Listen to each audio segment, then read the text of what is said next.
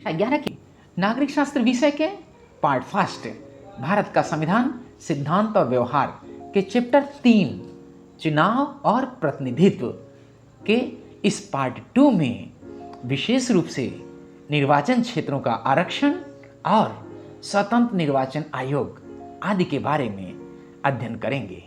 तो आइए अब हम पहले निर्वाचन क्षेत्रों का आरक्षण के बारे में कुछ जानकारी करते हैं। अब जैसा कि हम जान रहे हैं कि हमारे देश भारत में जाति आधारित भेदभाव का पुराना इतिहास रहा है। ऐसी सामाजिक व्यवस्था में सर्वाधिक मत से जीत वाली प्रणाली का परिणाम यह होगा कि दबंग सामाजिक समूह और जातियां हर जगह जीत जाएंगी और दलित उत्पीड़न सामाजिक समूहों को कोई प्रतिनिधित्व प्राप्त नहीं हो पाएगा। ऐसी सामाजिक व्यवस्था में सर्वाधिक मत से जीत प्रणाली का परिणाम यह होगा कि दबंग सामाजिक समूह और जातियां हर जगह जीत जाएंगी और दलित उत्पीड़ित सामाजिक समूहों को कोई प्रतिनिधित्व प्राप्त नहीं हो पाएगा। हमारे संविधान निर्माता इस कठिनाई से वाकिफ थे और ऐसे दलित उत्पीड़ित सामाजिक समूहों के लिए उचित और न्यायपूर्ण प्रतिनिधित्व सुनिश्चित करने की आवश्यकता समझते थे। स्वतंत्रता के पूर्व भी इस विषय पर बहस हुई थी और ब्रिटिश सरकार ने पृथक निर्वाचन मंडल की शुरुआत की थी।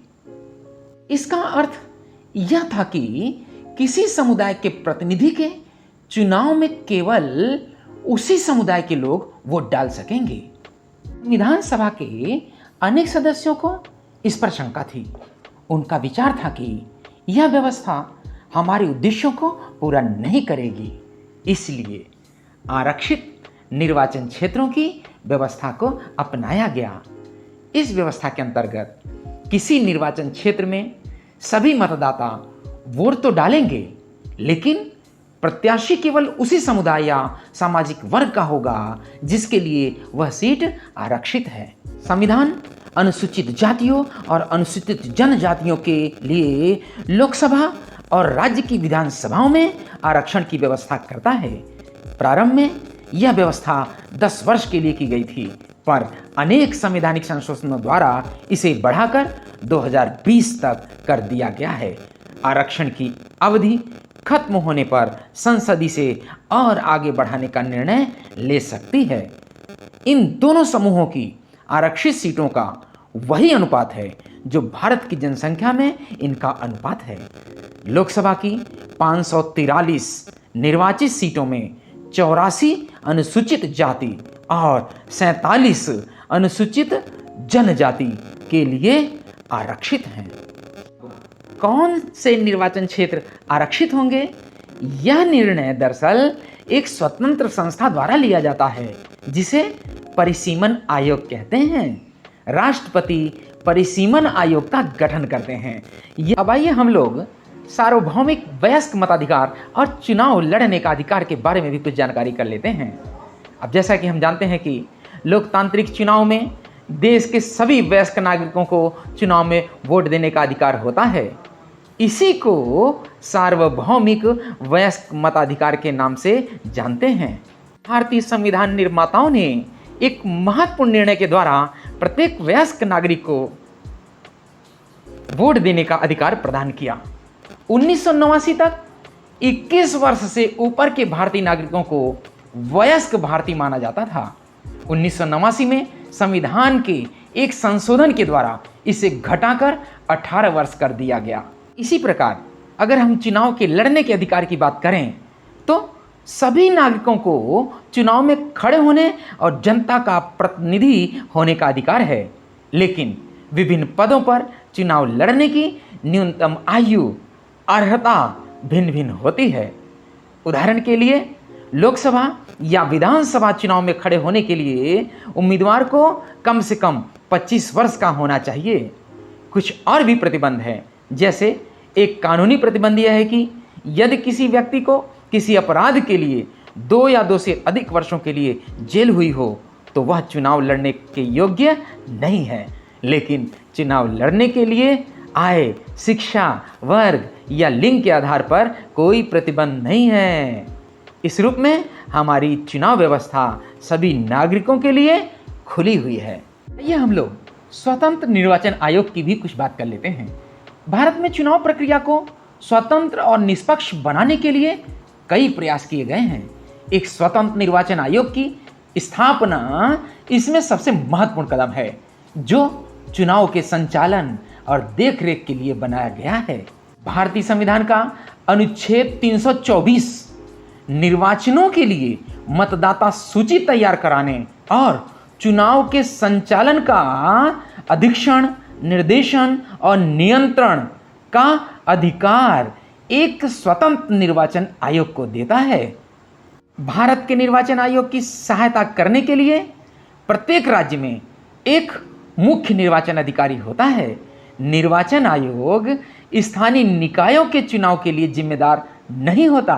इसलिए राज्यों में राज्य निर्वाचन आयुक्त होते हैं, जो निर्वाचन आयोग से अलग कार्य करते हैं और इनमें से प्रत्येक का काम करने का अपना अलग दायरा है। भारत का निर्वाचन आयोग एक सदस्यीय या बहुसदस्यीय भी हो सकता है। 1989 तक निर्वाचन आयोग एक सदस्यीय था।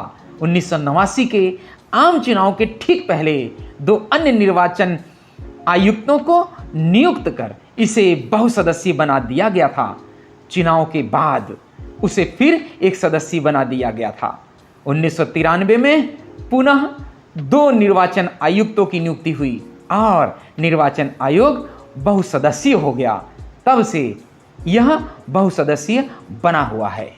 मुख्य निर्वाचन आयुक्त निर्वाचन आयोग की अध्यक्षता करता है, लेकिन अन्य दोनों निर्वाचन आयुक्तों की तुलना में उसे ज़्यादा शक्तियां प्राप्त नहीं हैं। एक सामूहिक संस्था के रूप में चुनाव संबंधी सभी निर्णय में मुख्य निर्वाचन आयुक्त और अन्य दोनों निर्वाचन आयुक्तों की शक्तियां समान हैं। उनकी नियुक्ति राष्ट्रपति द्वारा मंत्रिपरिषद के परामर्श पर की जाती है। संविधान मुख्य निर्वाचन आयुक्त और निर्वाचन आयुक्तों के कार्यकाल की सुरक्षा देता है। उन्हें 6 वर्षों के लिए अथवा 65 वर्ष की आयु तक, मतलब जो भी पहले खत्म हो, के लिए नियुक्त किया जाता है। मुख्य निर्वाचन आयुक्त को कार्यकाल समाप्त होने के पूर्व राष्ट्रपति द्वारा हटाया जा सकता है, पर इसके लिए संसद के दोनों सदनों को विशेष बहुमत से पारित कर इस आशय का एक प्रतिवेदन राष्ट्रपति को भेजना होगा। ऐसा यह सुनिश्चित करने के लिए किया गया है कि कोई भी सरकार उस मुख्य निर्वाचन आयुक्त को न हटा सके जो चुनाव में उसकी तरफदारी करने से मना करे। निर्वाचन आयुक्तों को भारत का राष्ट्रपति ही हटा सकता है। भारत के निर्वाचन आयोग के पास काफी सारे काम हैं, जैसे नंबर 1, वह मतदाता सूचियों को नया करने के काम की देखरेख करता है। पूरा प्रयास करता है कि मतदाता सूचियों में गलतियां ना हो, अर्थात पंजीकृत मतदाताओं के नाम न छूट जाएं और न ही उसमें ऐसे लोगों के नाम हो जो मतदान के अयोग्य हों या जीवित ही ना हो। नंबर 2, वह चुनाव का समय और चुनाव का पूरा कार्यक्रम तय करता है। इस कार्यक्रम में निम्न बातों का उल्लेख होता है: चुनाव की अधिघोषणा, इसी प्रकार नामांकन प्रक्रिया शुरू करने की तिथि, इसके अलावा मतदान की तिथि, इसके साथ ही मतगणना की तिथि और चुनाव परिणामों की घोषणा। और इसी प्रकार नंबर 3 कार्य, इस पूरी प्रक्रिया में निर्वाचन आयोग को स्वतंत्र और निष्पक्ष चुनाव कराने के लिए निर्णय लेने का अधिकार है। वह पूरे देश, किसी राज्य या किसी निर्वाचन क्षेत्र में चुनाव को इस आधार पर स्थगित या रद्द कर सकता है कि वहां माकूल माहौल नहीं है तथा स्वतंत्र और निष्पक्ष चुनाव कराना संभव नहीं है। निर्वाचन आयोग राजनीतिक दलों और उनके उम्मीदवारों के लिए एक आदर्श आचार संहिता लागू करता है। वह किसी भी निर्वाचन क्षेत्र में दोबारा चुनाव कराने की आज्ञा दे सकता है यदि उसे लगे कि मतगणना प्रक्रिया पूरी तरह से उचित और न्यायपूर्ण नहीं थी, तो वह दोबारा मतगणना की आज्ञा भी दे सकता है। इसी प्रकार अगर चौथे कार्य की बात करें तो निर्वाचन आयोग राजनीतिक दलों को मान्यता देता है और उन्हें चुनाव चिन्ह भी आवंटित करता है। इन सब कार्यों को अंजाम देने के लिए निर्वाचन आयोग के पास बहुत ही सीमित कर्मचारी होते हैं। वह प्रशासनिक मशीनरी की मदद से चुनाव कराता है, लेकिन एक बार चुनाव प्रक्रिया शुरू हो जाने पर चुनाव संबंधी कार्यों के संबंध में आयोग का पूरी प्रशासनिक मशीनरी पर नियंत्रण हो जाता है। चुनाव प्रक्रिया के दौरान राज्य और केंद्र सरकार के प्रशासनिक अधिकारियों को चुनाव संबंधी कार्य दिए जाते हैं और इस संबंध में निर्वाचन आयोग का उन पर पूरा नियंत्रण होता है। निर्वाचन आयोग इन अधिकारियों का तबादला कर सकता है या उनके तबादलों को रोक सकता है। अधिकारी निष्पक्ष ढंग से काम करने में यदि विफल रहते हैं तो आयोग उनके विरुद्ध कार्रवाई भी कर सकता है। हम लोग चुनाव सुधार के बारे में भी कुछ जानकारी करने का प्रयास कर लेते हैं। दरअसल वयस्क मताधिकार चुनाव लड़ने की स्वतंत्रता और एक स्वतंत्र निर्वाचन आयोग की स्थापना को स्वीकार कर भारत में चुनावों को स्वतंत्र और निष्पक्ष बनाने की कोशिश की गई है। लेकिन पिछले 65 वर्षों के अनुभवों के बाद हमारी चुनाव प्रणाली में सुधार के लिए अनेक सुझाव दिए गए हैं। नंबर 1, हमारी चुनाव व्यवस्था को सर्वाधिक मत से जीत वाली प्रणाली के स्थान पर किसी प्रकार की समानुपातिक प्रतिनिधित्व प्रणाली लागू करना चाहिए। इससे राजनीतिक दलों को उसी अनुपात में सीटें मिलेंगी जिस अनुपात में उन्हें वोट मिलेंगे। नंबर 2, संसद और विधानसभाओं में 1/3 सीटों पर महिलाओं को चुनने के लिए विशेष प्रावधान बनाए जाने चाहिए। नंबर 3, चुनावी राजनीति में धन के प्रभाव को नियंत्रित करने के लिए और अधिक कठोर प्रावधान होने चाहिए। सरकार को एक विशेष निधि से चुनावी खर्चों का भुगतान करना चाहिए।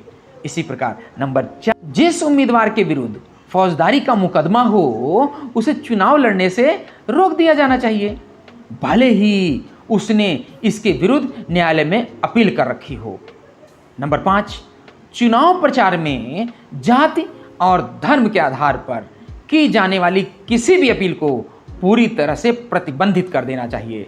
नंबर 6, राजनीतिक दलों की कार्यप्रणाली को नियंत्रित करने के लिए तथा उनकी कार्यविधि को और अधिक पारदर्शी तथा लोकतांत्रिक बनाने के लिए एक कानून होना चाहिए। इस प्रकार यदि चुनाव प्रक्रिया को कुछ और दोष रहित बनाया जा सके तो हम मतदाता और नागरिक के रूप में लोकतंत्र के इस महोत्सव का और अच्छी तरह आनंद उठा सकेंगे तथा इसे और अर्थपूर्ण बना सकेंगे। इस प्रकार आज हम लोगों ने निर्वाचन क्षेत्रों का आरक्षण, सार्वभौमिक वयस्क मताधिकार और चुनाव लड़ने का अधिकार, साथ ही स्वतंत्र निर्वाचन आयोग और चुनाव सुधार के बारे में चर्चा परिचर्चा किया। उम्मीद करता हूँ कि आप सब लोगों को यह अच्छे से समझ में आ गया होगा। धन्यवाद।